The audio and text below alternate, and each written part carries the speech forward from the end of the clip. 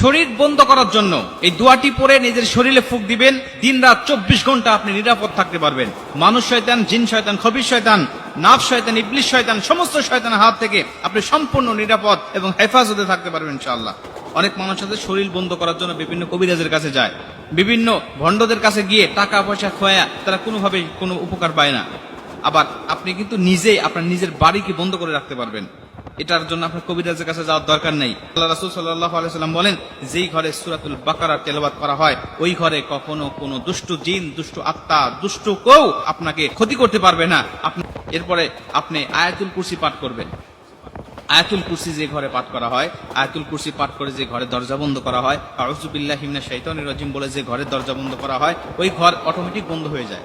1 নম্বর হলো সূরাতুল ইখলাস, 2 নম্বর হলো সূরাতুল ফালাক, 3 নম্বর হলো সূরাতুন নাস। এই 3টা সূরা পড়ে আল্লাহ রাসূল তার হাতের তালুতে ফু দিতেন এবং ফু দিয়ে তিনি পুরো শরীরে মালিশ করে নিতেন। আল্লাহ রাসূল বলতেন, যদি কোনো মানুষ এইটা করতে পারে তাহলে যত বড় জিন হোক, যত বড় দুষ্ট আত্মা হোক না কেন, ওখান থেকে আল্লাহ পাক সম্পূর্ণ তাকে হেফাজত করে দেয়।